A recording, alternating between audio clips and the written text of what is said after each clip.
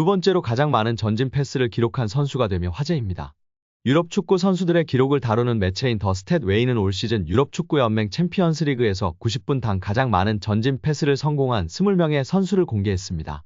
놀랍게도 해당 순위표의 2위는 파리 생제르맹의 이강인이었습니다. 이강인은 이번 시즌 UCL에서 총 329분을 소화했습니다. 이 중 성공시킨 전진 패스는 총 41개였으며 경기당 11.22개의 전진 패스를 선보였습니다. 적은 출전 시간에도 제 몫을 다했다는 것을 알 수 있습니다. 또한 적극적인 공격 성향이 수치와 데이터를 통해 드러난 것이기 때문에 더욱 공격적으로 활용하는 것이 맞다라는 이야기입니다. 이강인은 이번 시즌 UCL에서 선발과 교체를 오가고 있다. 앞서 FC 바르셀로나와 8강 1차전에서는 선발 출전했지만 2차전에서는 교체 출전했습니다. 덕분에 함께 순위에 오른 다른 선수들의 출전 시간이 적습니다. 매체가 공개한 순위표에는 이강인보다 적게 출전한 선수가 없었습니다. 그럼에도 이강인은 많은 전진 패스를 성공시키며 자신의 존재감을 뽐냈습니다. 순위표에서 90분당 전진 패스 1위를 기록한 선수는 맨체스터 시티의 로드리였습니다. 총 696분을 뛰며 119개의 전진 패스를 기록했습니다. 이강인의 바로 밑 3위에는 라치오의 루이스 알베르토가 자리했습니다. 642분을 소화하며 71개의 전진 패스를 기록했습니다. 다시금 한국 축구 레전드 중 한 명인 기라드, 기성용의 발언이 재조명되고 있습니다. 기성용이 직접 한 유튜브 방송에 출연하여 이강인에 대해 얘기했었는데요. 이강인의 성장과 잠재력을 감탄하며 한국 축구 선수들이 유럽에서 어떤 평가를 받을 수 있는지에 대해 전했습니다. 기성용은 이강인에게 자신감과 경기 운영에 필요한 성격적인 요소들을 갖추는 것의 중요성을 강조하며 중앙 미드필더가 중요한 역할을 한다고 언급하였습니다. 그러나 중앙 미드필더가 되려면 실력뿐만 아니라 성격과 체력적인 부분에서 많은 노력이 필요하다고도 발언했는데요.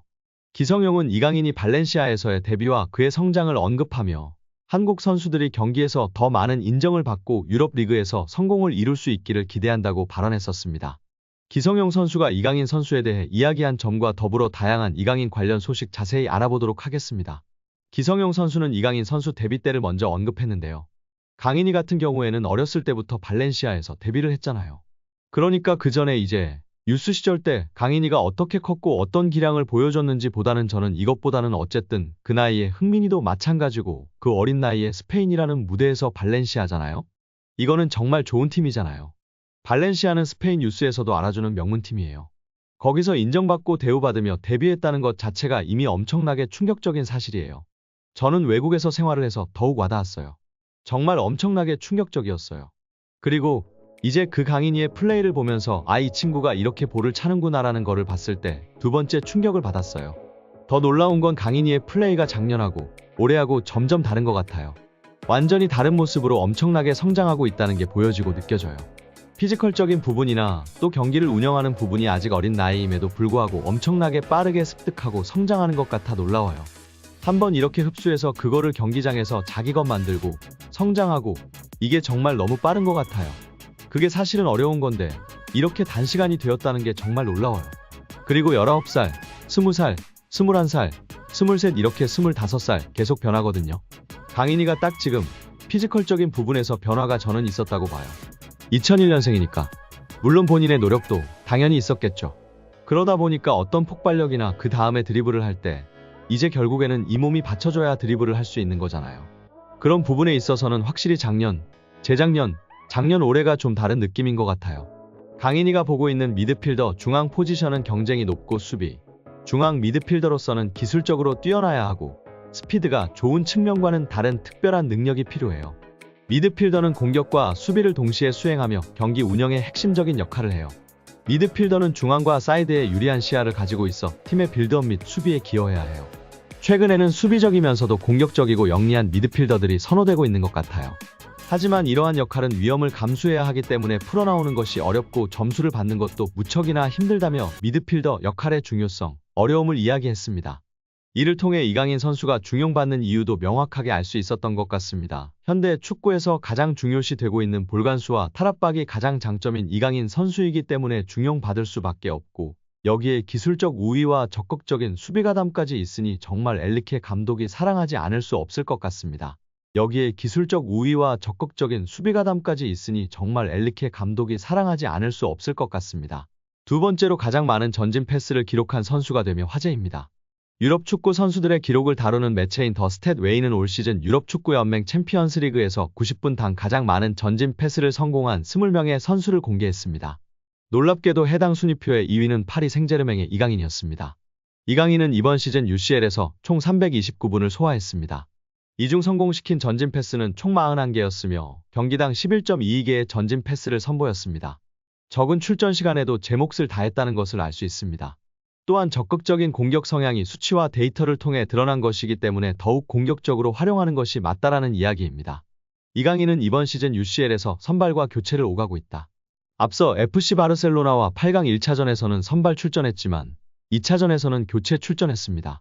덕분에 함께 순위에 오른 다른 선수들의 출전 시간이 적습니다. 매체가 공개한 순위표에는 이강인보다 적게 출전한 선수가 없었습니다. 그럼에도 이강인은 많은 전진 패스를 성공시키며 자신의 존재감을 뽐냈습니다. 순위표에서 90분당 전진 패스 1위를 기록한 선수는 맨체스터 시티의 로드리였습니다. 총 696분을 뛰며 119개의 전진 패스를 기록했습니다.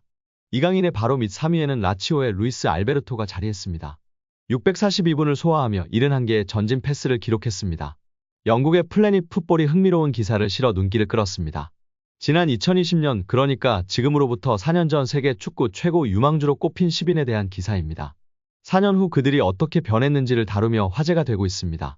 4년 전 최고 유망주로 꼽힌 이들은 모두 2000년대 초반 출생입니다. 10대 유망주를 넘어 지금은 20대 전성기로 진입할 시기입니다. 이 매체는 2020년 최고의 원더키즈 10위는 지금 어디에 있나요? 2020년 영국의 골닷컴이 미래 축구를 지배할 것으로 예상되는 원더키즈를 발표했고, 우리는 지난 4년 동안 상위 10명을 분석했다고 보도했습니다. 이어 이 목록에는 항상 성공과 실패가 있다. 축구의 본성이다. 2020년 최고의 별들은 지금 어디에 있는지 살펴보자고 덧붙였습니다. 이 목록에 이강인이 포함되어 있는데요. 이강인은 2020년 최고 원더키즈 7위에 랭크된 바 있습니다. 지금은 프랑스 최고의 빅클럽 파리 생제르맹에서 활약하고 있습니다. 이 매체는 이강인은 한국에서 리얼리티쇼에 출연하면서 6살 때부터 대중의 관심을 받았다. 4년 후 발렌시아 유스에 합류했고 이후 상승세를 탔다. 발렌시아 1군에 올라섰고 마요르카에서 좋은 활약을 펼쳤다. 그리고 이강인은 현재 PSG 소속으로 유럽 축구 연맹 챔피언스 리그에 참여하고 있다고 설명했습니다. 그럼 이강인 동기들은 무엇을 하고 있을까요? 10명의 명단은 화려합니다. 거의 대부분이 성공의 길을 가고 있는데요. 10위는 라이언 흐라번베르는 리버풀에서 뛰고 있습니다. 9위는 쿠보 다케우사는 레알 소시에다드입니다.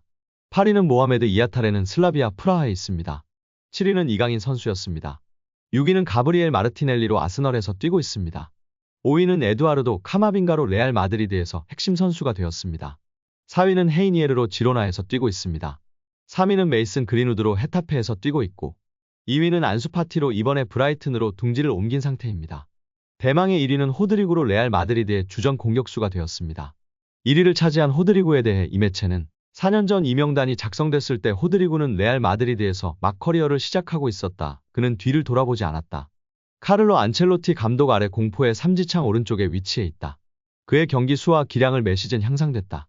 호드리구의 전성기는 아직 오지 않았다. 다음 무엇을 할지 기대가 되는 선수라고 극찬했습니다. 4년 전 원더키드에 이름을 올린 이강인 선수가 현재 자랑스러운 프랑스 거함의 일원으로 성장하고 있는 상황입니다. 이 상황 속이라면 정말 세계적인 레벨의 선수로 크는 것은 시간 문제일 것 같은데요. 우리가 상상하는 그 이상까지 자라날 이강인 선수를 기대하고 응원합니다. 기자는 비티냐가 최근 수비형 미드필더 자리에 출전하고 있다. 그는 미드필더 자리가 더 잘 어울리는 것 같은데 어떤 점에서 그를 수비형 미드필더로 기용하는지 물었습니다. 엘리케 감독은 제가 보기에도 그는 미드필더가 맞아요. 그러나 그는 윙어도 봤었고 지난 경기에서 몇 차례 수비형 미드필더도 봤었습니다. 그의 장점은 공간을 찾는 것과 활동량인데 수비형 미드필더는 활동량이 중요하진 않죠. 항상 공을 받을 수 있는 자리를 잡으면 됩니다. 직접 패스 길이 없으면 간접으로 찾으면 됩니다. 가능한 간결하게만 패스하면 되고 방향을 전환하는 역할을 담당합니다. 비티냐에게 딱 맞는 포지션은 아니지만 잘 해냈습니다. 이전 경기와 오늘 경기에서 말이죠. 제가 만족한 부분은 워낙 볼 다루는 재주가 좋은 선수지만 오프더블에서도 역할을 해주고 있고 거기에 수비력도 좋습니다. 우리 미드필더에서 중요한 자원이라며 발언했습니다. 이후 우가르테는 왜 뛰지 않았느냐는 질문도 있었는데요. 경쟁이 필요함을 강조한 엘리케 감독입니다. 결국 미드필더 라인이 경쟁이 치열하고 그중 가장 저렴한 이적료로 이적한 이강인 선수가 우가르테, 비티냐를 밀어내고 프랑스 핵 유망주 에머리는 한 자리 차지하는 게 당연하고 다른 한 자리를 실력으로 차지한 것입니다. 우가르테는 이강인과 같이 여름에 왔고 무려 860억 원의 이적료로 파리에 입성했고 비티냐는 540억에 입성했었습니다. 어마무시한 이적료를 주고 데려온 선수들을 압살하고 있는 이강인 선수가 참으로 대단하고 자랑스럽습니다.